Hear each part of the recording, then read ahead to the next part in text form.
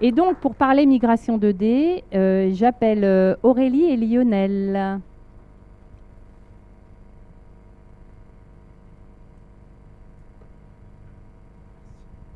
Passage de témoin. Merci Laurence.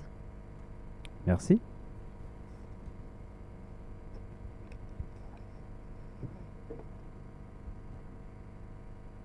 Je te laisse te présenter peut-être, parce que nous, on nous connaît Déjà maintenant, fait. mais pas toi.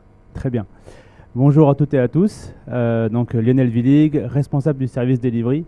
Alors qu'est-ce qu'on entend par service delivery? Donc c'est le service AGS1 qui permet d'opérationnellement mettre en place les standards chez vous. Donc on fait du conseil, de la formation. On va contrôler aussi des codes barres, on a un labo pour ça. Bref, voilà, le service delivery, c'est vraiment le côté opérationnel de GS1 qui vient avec évidemment toute la partie commerciale pour vous aider à mettre en place les standards chez vous dans votre contexte opérationnel. Et ce qu'on voulait faire aujourd'hui, donc Laurence a parlé en effet juste avant du QR code augmenté GS1. En fait, c'est vous amener avec nous dans un voyage et de découvrir qu'est-ce qu'une transformation d'un code barre en une dimension linéaire basique à un code barre en 2 dimensions peut vous apporter et comment ça peut transformer votre business. Alors on va commencer en fait par le contexte à l'heure actuelle, c'est que vous avez tous sur vos packaging, sur vos produits, un code barre linéaire, ce fameux EN13 dont parlait Laurence tout à l'heure, qui associe le bip en caisse, puisqu'à chaque fois qu'on le scanne, ça fait un appel prix, et donc vous avez ce fameux bip qui apparaît, donc 10 milliards de bips dans le monde, sauf que le problème avec ce code barre-là, c'est qu'il est assez pauvre. Laurence disait, c'est une représentation juste des chiffres qui sont en dessous.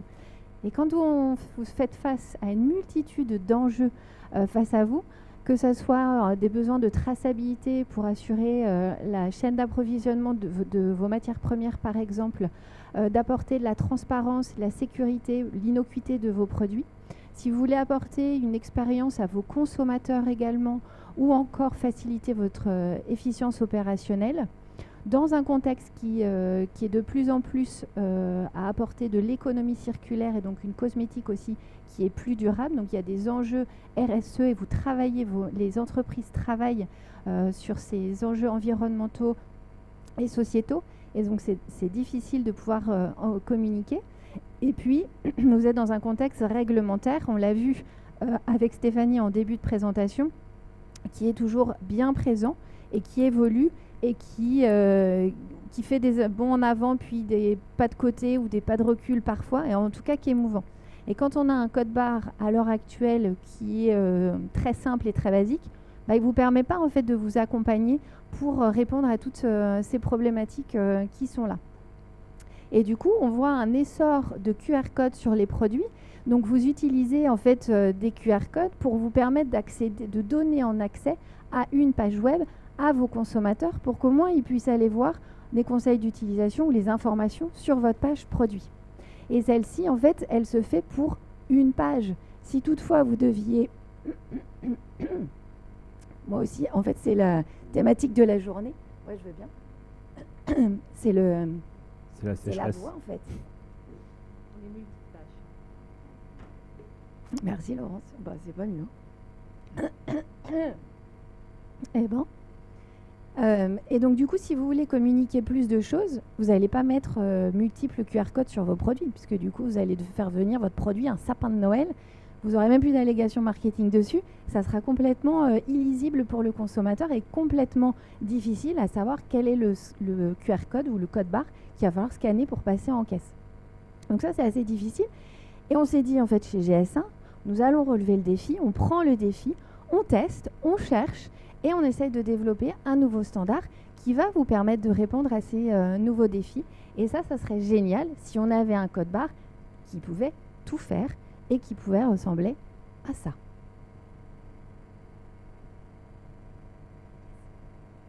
Ouais.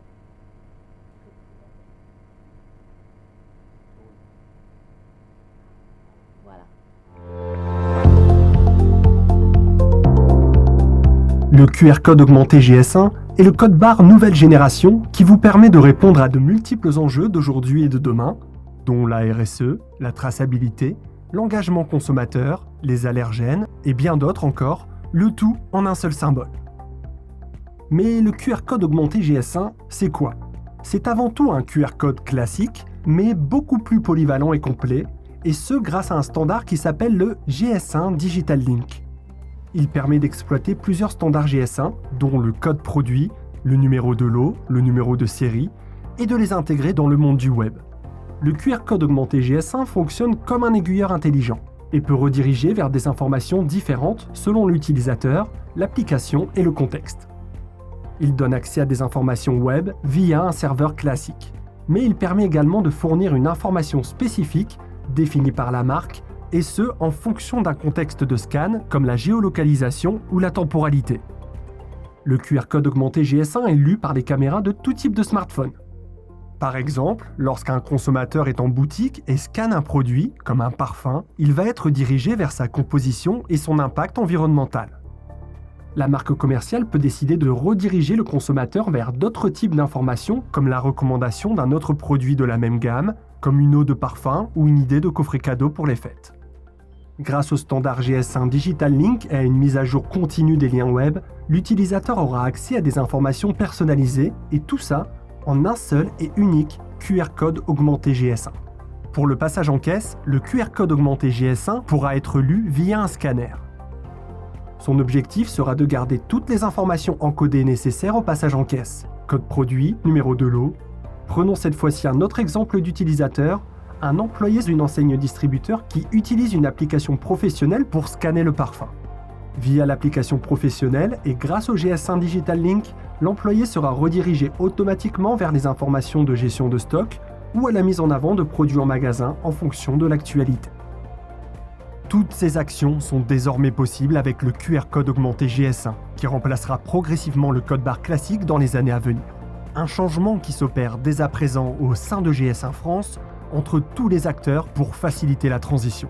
Préparez la migration en l'ajoutant dès maintenant sur vos produits et créez de nouveaux usages adaptés à vos différents utilisateurs. Le QR code augmenté GS1, un scan, des possibilités infinies.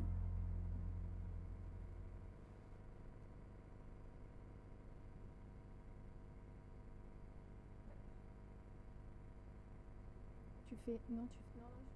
Parfait. Nickel, merci Laurence. Donc vous l'avez vu, ce code barre nouvelle génération, on en parle depuis ce matin, s'appelle donc le QR code augmenté GS1. Et ce n'est pas quelque chose qui est théorique, mais qui est déjà vivant, live et disponible. Et pour ça, je vais t'en laisser la partie technique, je te la laisse Lionel, pour nous expliquer comment tout ça fonctionne. Je vais faire de mon mieux, merci beaucoup. Donc du coup, vous l'avez bien compris, donc on garde le voyage, mais le voyage va un peu plus loin, il va dans l'engagement. Et en fait, comment cet engagement est arrivé? Il y a une vraie ambition internationale qui s'est créée depuis quelques années, depuis au moins 2 ans. L'idée, c'est que 100% des distributeurs sont prêts à lire et surtout à exploiter ce code 2D en point de vente. Donc ça veut dire que quand le QR code passera en caisse, il serait capable d'être lu et interprété. Et ça, d'ici fin 2027. Donc ça, c'est l'ambition internationale. Évidemment, vous comprenez bien qu'à fin 2027, tous les distributeurs, ou tout le moins les points de distribution, ne seront pas capables de lire ce code-là. Donc une cohabitation va forcément prendre lieu durant une période qu'on ne connaît pas encore la fin, mais une cohabitation qui se fera entre le fameux N13, qui a été présenté par Laurence, et le QR code augmenté, qui viendra aussi potentiellement amener d'autres applications. Donc cette cohabitation sera présente sur vos packaging, le temps que la distribution fasse le petit clic en disant on est tous capables de pouvoir lire le QR code au passage en caisse. Et donc cette ambition est internationale, et derrière il y a aussi un engagement. Il y a une lettre d'intention qui a été faite il y a 1 an pour que justement certains distributeurs, fabricants et même marketplace, petit écho, voilà, écho fini, merci. Donc voilà, il y a un engagement qui s'est fait à travers cette lettre d'intention qui a été signée par plus d'une vingtaine d'entreprises pour se dire je m'engage à déployer le QR code augmenté GS1 chez moi dans mes points de vente de façon à ce qu'on puisse le lire, l'interpréter, passage en caisse. Donc maintenant, ce qu'on vous propose, c'est, on parle du QR code augmenté, mais si on ouvrait un peu le capot, toujours dans notre voyage, on reste dans ce voyage et puis pour autant on ouvre le capot du QR code. C'est quoi le QR code augmenté GS1? Eh bien, ce n'est ni plus ni moins qu'un QR code classique, le symbole qu'on connaît depuis plus de 30 ans aujourd'hui, qui fonctionne très bien, puisque vous le retrouvez partout, à la fois sur les produits, mais sur d'autres destinations marketing ou information. Donc ce QR code, on le reprend. Donc le QR code augmenté GS1, c'est bien une reprise de ce symbole QR code, avec tous ses bénéfices de capture, nativement par les téléphones. Donc c'est vraiment quelque chose d'intéressant. Et en labo, on a testé ça, et on a vu que la vitesse de scan dans les passages en caisse ne sera pas réduite. Donc on garde la même vitesse de scan que le N13. Donc c'est parfait pour nous. On garde le même symbole. Et bien sûr, on rajoute du GS1. Qu'est-ce que c'est rajouter du GS1? C'est d'utiliser le nouveau standard GS1, qui est le GS1 Digital Link. Donc c'est une structuration d'informations dans le QR code. Donc c'est un peu barbare ce que je dis. Mais en gros, c'est cette façon de pouvoir structurer de l'information dans le QR code de façon à ce qu'il soit exploité par tout le monde. Et c'est un standard donc interopérable par tous les systèmes de caisse et de téléphone.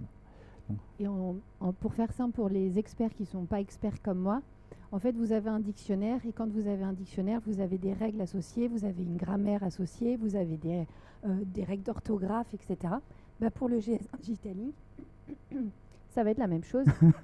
La GS1 Digital Link sera aussi, c'est la grammaire qui est à l'intérieur de ce QR code.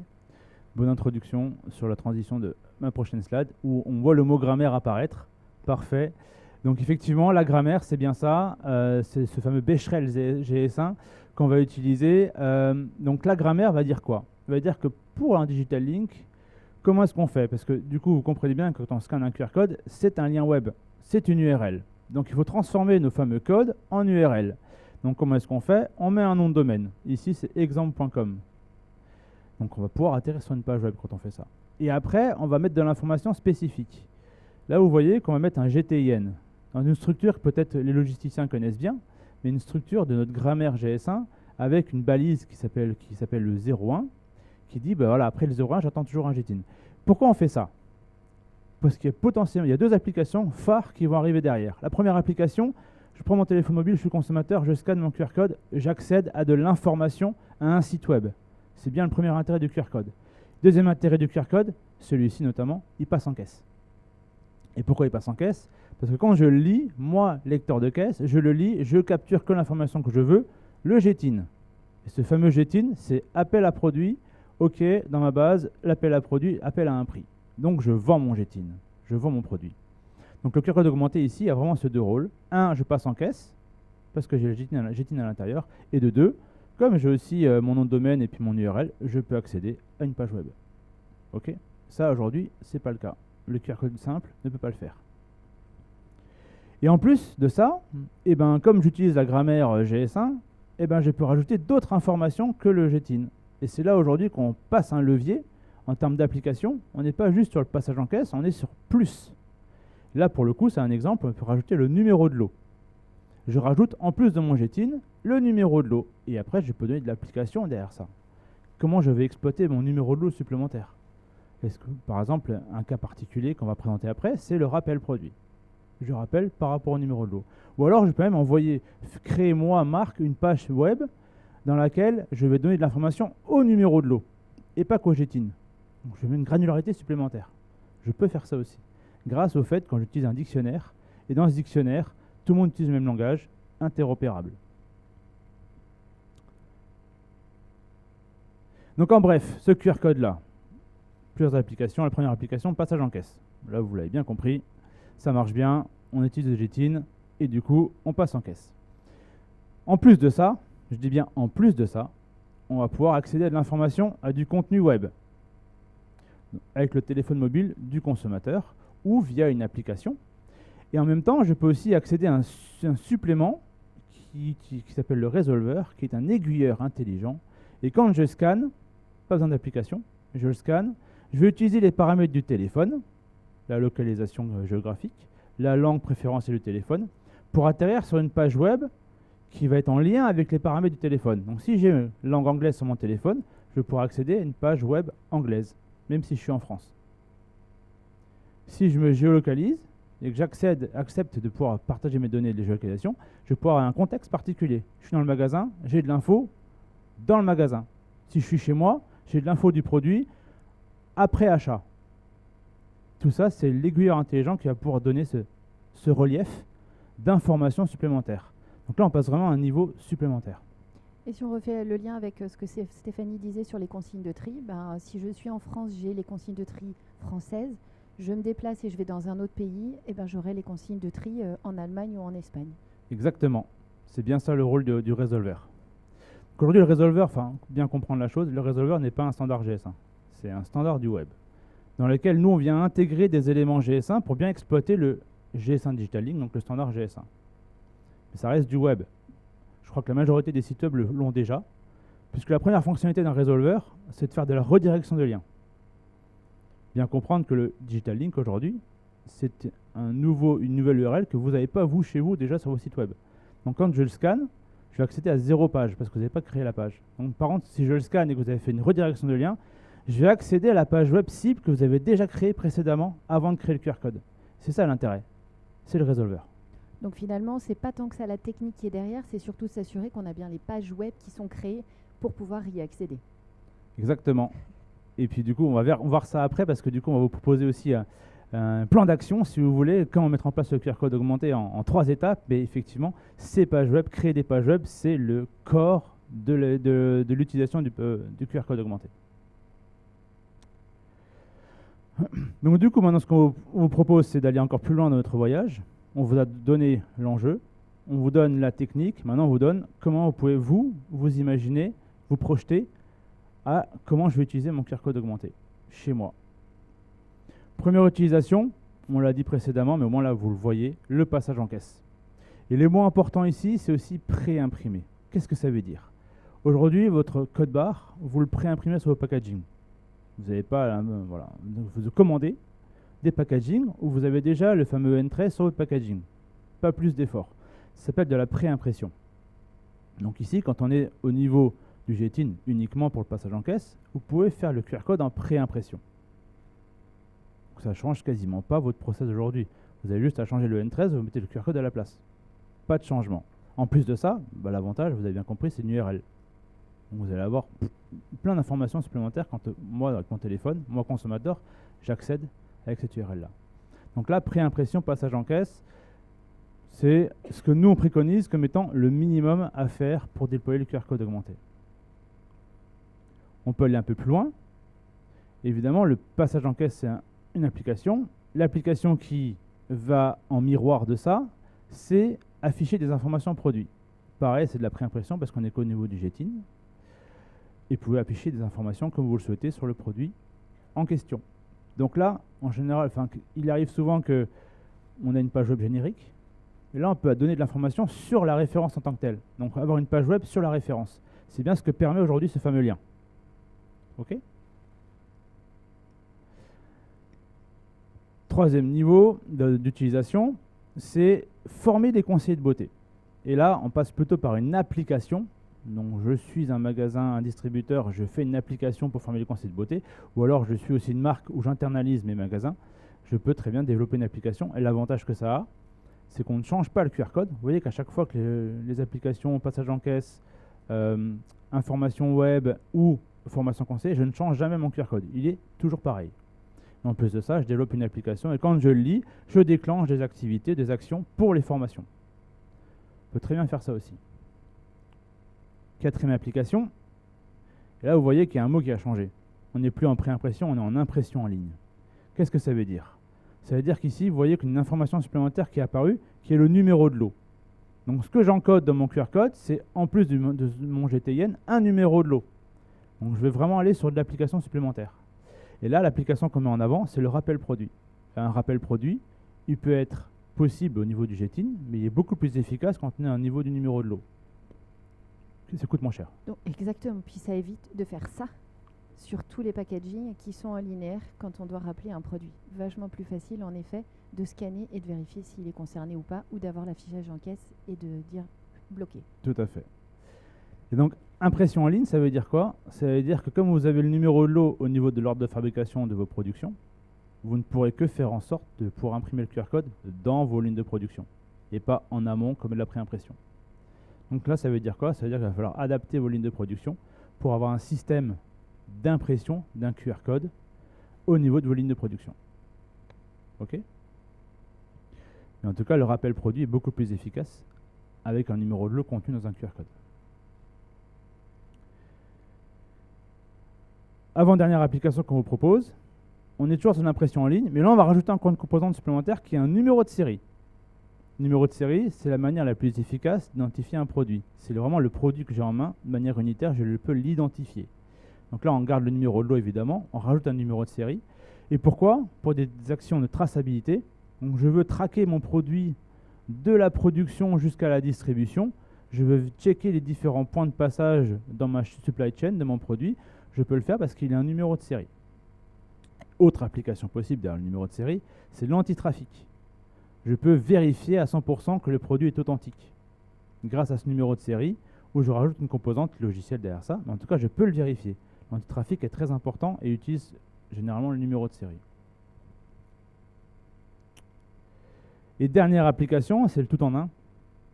On peut un peu tout faire, donc on garde la même granularité, hein. GTIN, numéro de lot, numéro de série, et là on peut faire une page web au produit même, on peut faire du tracking, on peut donner de l'information spécifique liée au produit. Voilà, on peut vraiment, avec ça, je pense que si vous avez ce niveau d'information ici, vous pouvez avoir énormément d'applications possibles. Et ça, au final, ça ressemblera potentiellement à ce qu'on pourrait nous demander dans le cadre du Digital Product Passport. On verra le niveau de granularité qui sera demandé et qui sera exigé dans le cadre de la réglementation, si on doit descendre à la référence au numéro de lot ou au numéro de série. Mais couplé avec toutes ces informations et la technologie qui est là, alors le DPP peut être disponible. On n'a pas voulu mettre DPP-like, mais c'est pareil. Mais ça pourra ressembler. Exactement. Ça pourra ressembler. Et c'est bien ce niveau-là qui va être sûrement attendu pour faire ça. Voilà, donc vous savez un peu plus sur les applications. Allons dans la... Comment on met en œuvre, ouais. Maintenant, voilà, super, j'ai plein d'informations, ma tête est en pleine ébullition, des fois il faut que je tire un peu la soupape pour lâcher un peu d'infos. Mais pour le coup, l'important c'est aussi plan d'action. Comment je mets en œuvre tout ça? Comment je mets en œuvre la pré-impression? Comment je mets en œuvre l'impression en ligne? Donc ce qu'on vous propose, c'est de simplifier tout ça et d'avoir 3 étapes. Okay. Première étape, c'est on va démarrer un projet. Et vous comprenez assez facilement que le QR code augmenté est un projet d'entreprise. C'est pas juste un projet supply, c'est pas juste un projet marketing, c'est pas un projet de production. C'est vraiment un projet d'entreprise parce qu'il va toucher les différentes personnes que je vous ai citées. Donc ça, c'est important de bien prendre en considération ça. Il faut forcément un engagement de la part de l'entreprise. Oui, je veux aller vers le QR code augmenté. C'est important d'avoir l'engagement de l'entreprise. Une fois qu'on a ça, la première chose à faire, vous l'avez bien compris, on l'a décliné comme ça, c'est les cas d'usage. Comment est-ce que je définis mes use cases? Quel use case je veux faire? Vous comprenez bien que suivant le use case, si je veux faire du passage en caisse, je ne vais pas aller dans le numéro de série. Si je veux faire du passage en caisse, je ne vais pas aller dans l'impression en ligne. Donc je vais aussi me retirer de l'activité par rapport à ça. En revanche, si je veux aller plus loin dans la traçabilité, il y aura de l'implication. Donc par exemple, pour faire que les passages en caisse, je ne vais pas forcément mettre avec moi la production. Le packaging suffit puisqu'on fait de la pré-impression. Mais si maintenant je vais faire plus que ça, il faut que je mette de la production avec moi. Parce qu'on va faire de l'impression en ligne. Donc ça, c'est important. Et après, on commence à faire un plan de communication. On va aller plus loin. On va vraiment rentrer dans une phase de acculturation de l'entreprise par rapport à ce QR code augmenté. Une fois que j'ai fait ça, j'ai fait 80% du travail. Une fois que ça s'est lancé, après le reste, c'est un train, il ne s'arrête pas en marche. Donc après, je crée, étape 2. Et comment je crée? Forcément, et c'est là qu'on va rentrer dans ce qu'on a dit précédemment, on crée une page web. On crée l'architecture web de tout ça. Puisque ça reste une URL, le QR code augmenté. Donc si je ne crée pas de page web, le QR code augmenté, il ira nulle part. À part pour passer en caisse. Mais sinon, il ira nulle part. Et ce qui est vraiment le but, c'est vraiment les deux rôles. Donc je crée, et je crée après mon QR code augmenté par rapport à ce lien web que j'ai précédemment créé. Donc c'est hyper important d'avoir cette structuration dans la tête. Et puis après, je lance.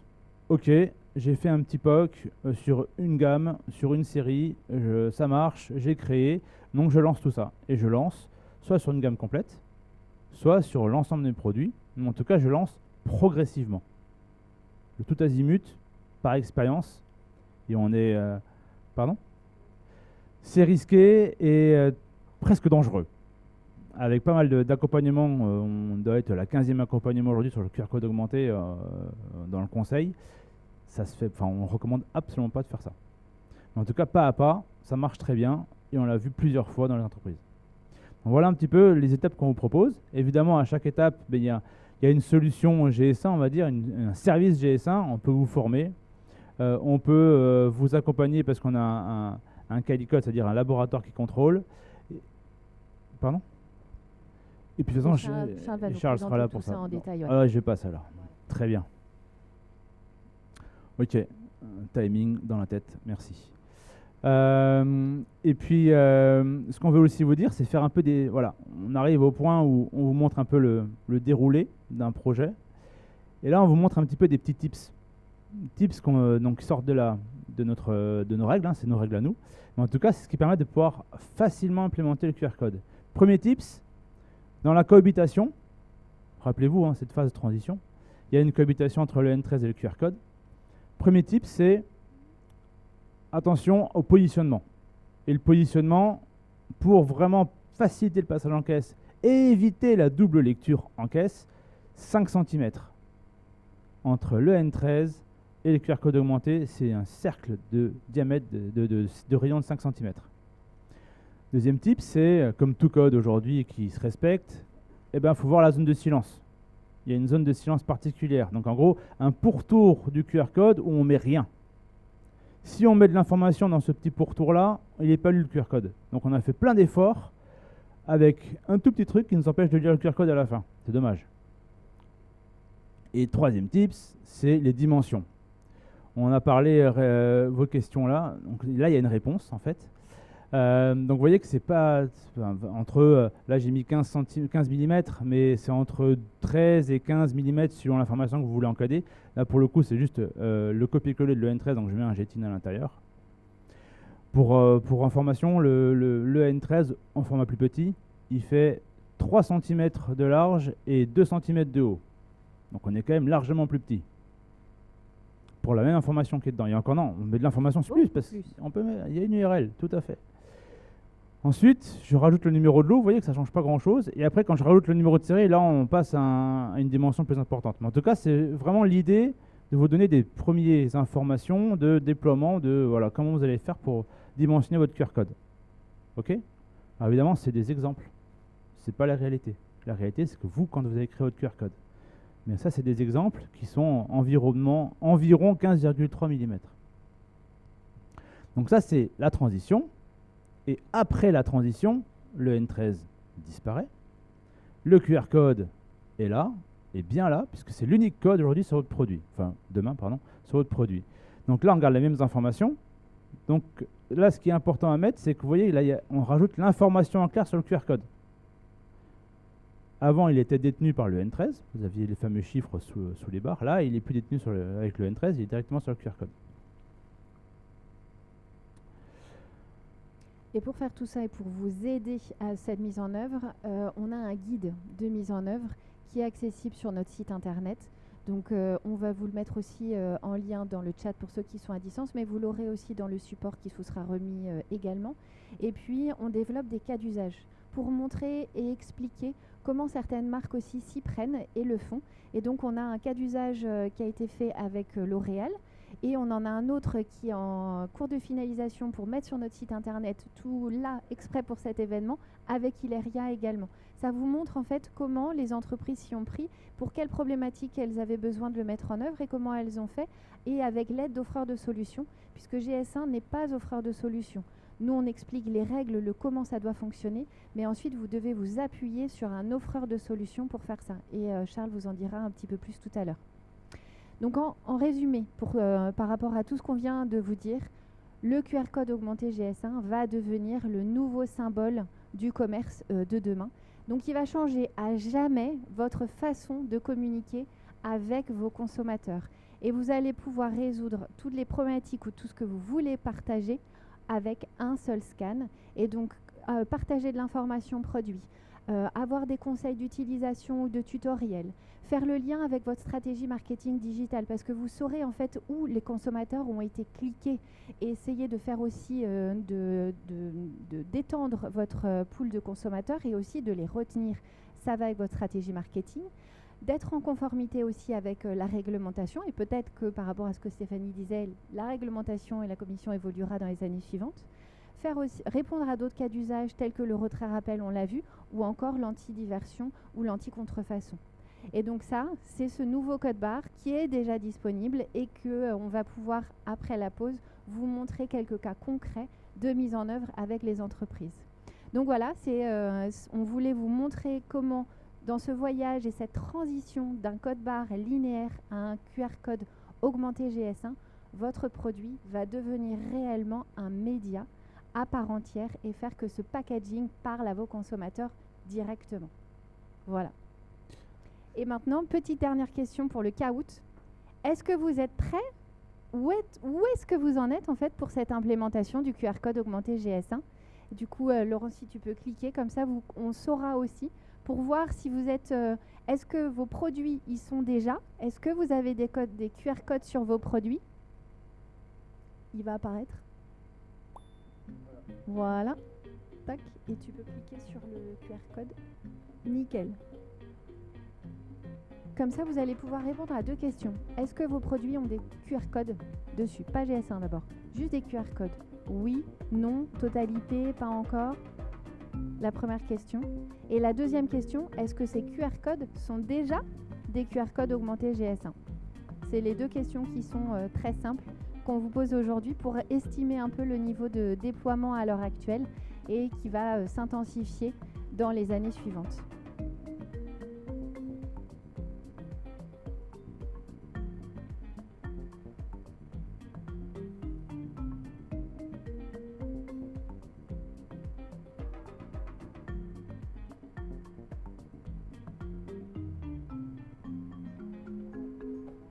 Ouais. Alors, voyons voir. Réponse, roulement de tambour. Ouais. Vous êtes tous connectés. Voilà. Est-ce que vos produits portent déjà un QR code sur leur packaging? Donc 3 réponses possibles. Oui, et ça c'est déjà sur tous mes produits. Oui, sur une partie de mes produits. Ou non, mes produits ne portent pas encore de QR code. Je suis QR code simple. Classique. Le classique qui n'est pas encore avec la grammaire à l'intérieur, le GS1 Digital Link. 10 petites secondes encore pour répondre.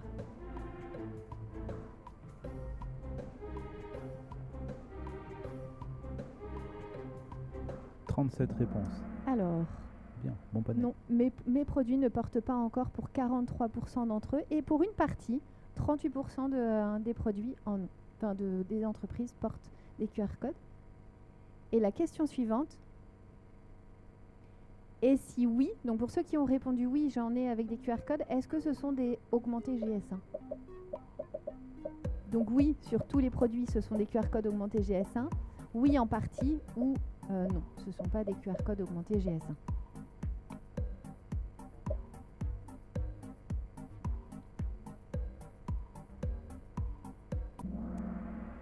Et non, ce ne sont pas encore à 69% des QR codes augmentés GS1.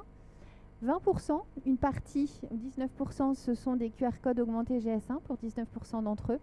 Et 12% où ce sont tous des QR codes augmentés GS1. Donc une belle représentativité et il y a encore de l'avancée à avoir. Donc super, merci beaucoup à tous pour votre participation et ça nous donne un aperçu de ce déploiement. Là, le déploiement est en marche.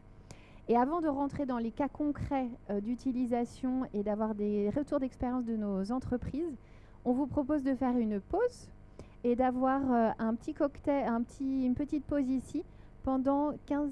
Alors, il y a des questions qui, en ligne et, Plein de questions. et dans le public. On les prend... En pause? Non. On va commencer peut-être avec les questions en ligne, si vous en êtes d'accord. Alors, dans les questions en ligne, vous parlez de QR code statique. Existe-t-il un QR code augmenté GS1 dynamique qui permet d'actualiser la page web en temps réel? J'avoue que... Plaît-il? Si je comprends bien, en fait, c'est que le QR code a été imprimé et est-ce que j'ai quelque chose pour la mettre à jour? En fait, une fois qu'il est imprimé, on met à jour la page web. L'avantage, c'est que le QR code, il ne bouge pas. Oui. C'est la page web qui bouge. Donc, comme il est imprimé, on ne va pas non plus à chaque fois refaire des packaging. Donc, le QR code ne bouge pas, mais la page web bouge. Et si vous avez des pages web différentes du QR code, pas de problème. Redirection de lien et vous faites ce que vous voulez derrière. En tout cas, effectivement, le QR code, lui, il il ne va pas bouger, quoi. Il y a une Heureusement. question concernant QR code augmenté et cybersécurité. Alors, est-ce qu'on parle de cybersécurité, anti-trafic?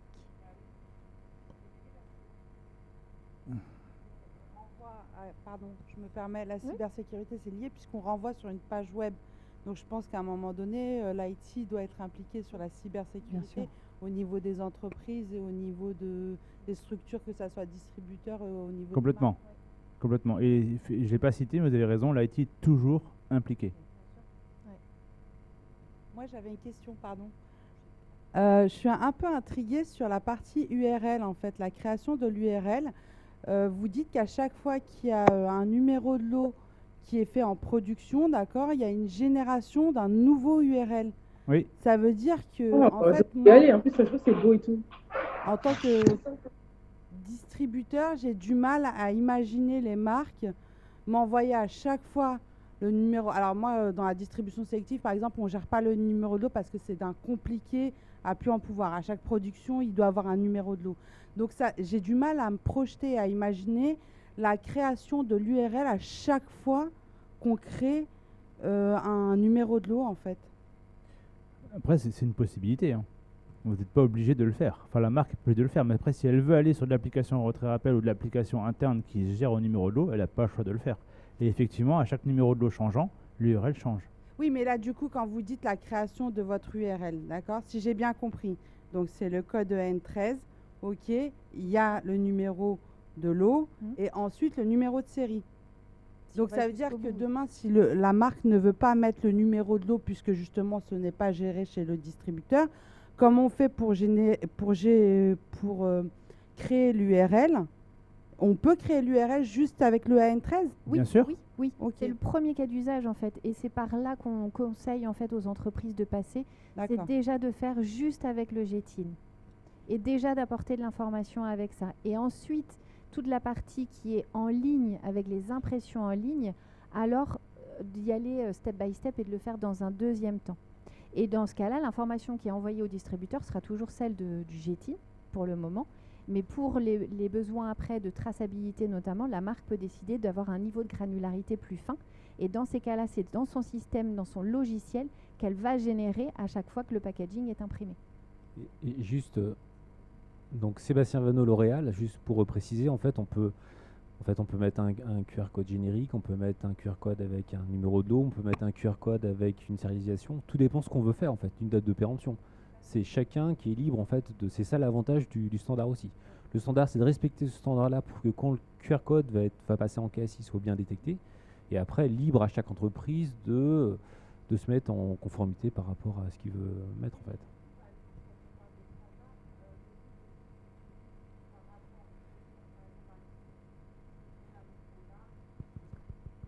Pour ceux qui sont à distance, ils ne vont pas entendre faut le les micro. échanges s'il n'y a pas le micro. Dans la grande distribution, on a nos standards. Le but, c'est que la marque et les distributeurs, justement de la distribution sélective, par exemple, moi je parle pour mon marché à moi, que je connais et dont j'ai mon expertise, ça veut dire qu'il faut rentrer cette partie-là sur la fiche de standardisation et se mettre d'accord entre distributeurs et marques pour savoir qu'est-ce qu'on choisit au niveau de l'URL. Pas forcément avec les distributeurs, en fait, c'est surtout au niveau de la marque. Moi, je dirais pas forcément, c'est la marque qui dirige. Et après, en fait, vu qu'on respecte le standard, chaque entreprise va pouvoir capter l'information qui l'intéresse. Donc, en fait, Parce que le système de caisse après pour le distributeur, lui, va pouvoir décoder en fait et il va saucissonner. Et lui va dire ah 01 c'est ce qu'il me faut, c'est mon GTIN, donc je fais l'appel prix. Mais c'est le système, c'est les logiciels après qui feront. Oui, une autre question. Oui, bonjour, Séverine Cuperne au CIB. Je voudrais réagir, moi, c'est par rapport au retrait de la vente, puisque nous, justement, on ne gère pas les numéros de lot chez nous. Comment, dans ces cas-là, ça peut être appliqué et nous simplifier la vie pour faire cette traçabilité? Oui, alors le système de caisse, lui, va pouvoir traiter. Alors aujourd'hui, c'est pas forcément le cas, mais si demain vous voulez que ça le soit, et c'est bien vous voulez que ça le soit, vous pouvez très bien optimiser votre système de caisse et traiter ce numéro-là. Mais après, c'est le système de caisse qui va gérer l'information. Mais en tout cas, ce qu'il faut retenir, c'est que l'information est disponible. Vous la traitez ou vous la traitez pas, c'est à vous de choisir. Mais en tout cas, elle est disponible.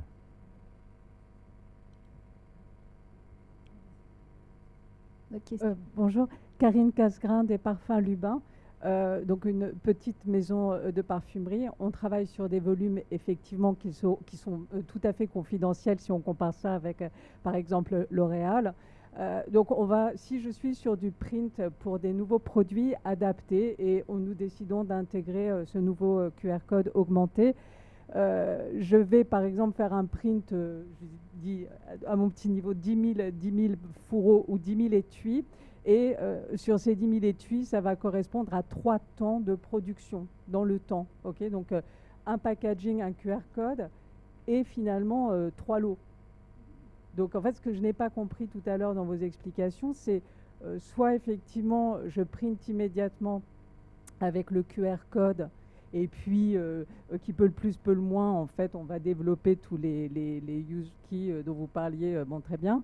Mais pour le lot, en fait, est-ce que ça veut dire qu'en réalité, non, je print rien du tout et je vais juste coller une sorte de petit sticker QR code à chaque production pour justement aller jusqu'au bout de ces 63 caractères et pouvoir utiliser tous les... je ne sais pas si je suis claire ou si j'ai rien compris, que je fais ma mauvaise élève de la matinée. Non, pas du tout.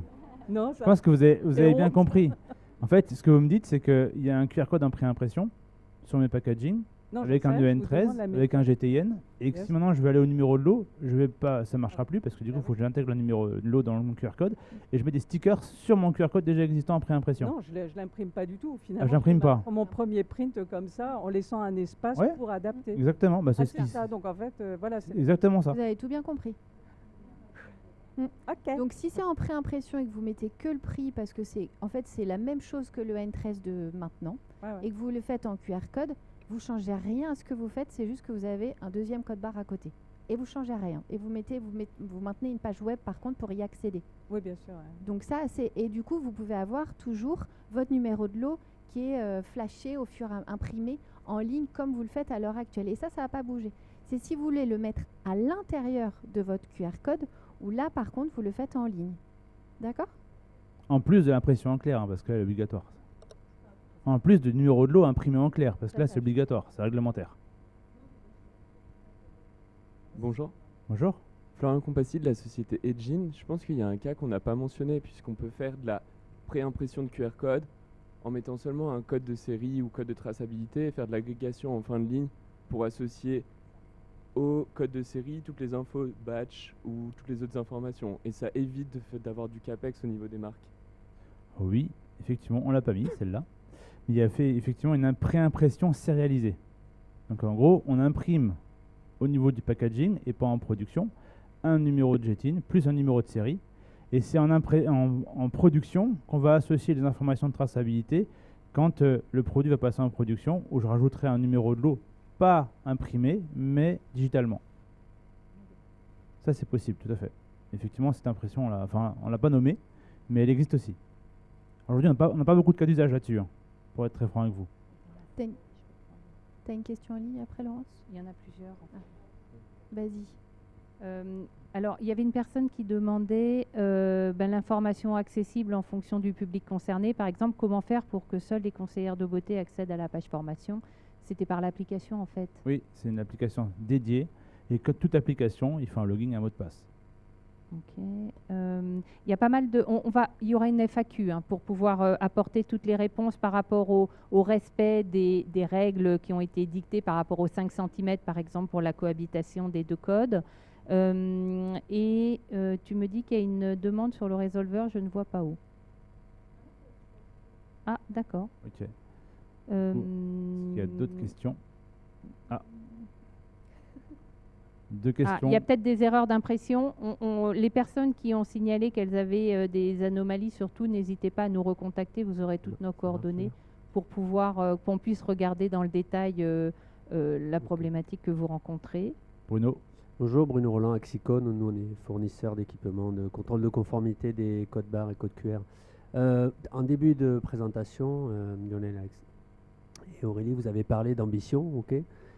pour nous dire qu'à fin 2027, il faudrait quand même laisser cohabiter le code AN13 et le code QR. Et je me posais la question de savoir pourquoi on n'est pas direct sur du only QR. Parce que finalement, on est en train de rajouter 2 couches là où on veut gagner de la place. QR fait tout. Donc, c'est quoi finalement la raison la vraie deadline pour n'avoir qu'un QR code et plus de AN13?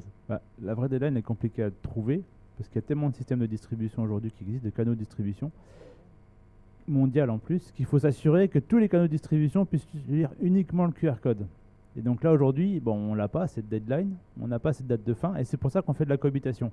Parce que si jamais vous vendez, enfin là, je suis marque, je vends à un certain circuit de distribution, il faut que je m'assure à 100% qu'il puisse lire lui de son côté le QR code augmenté.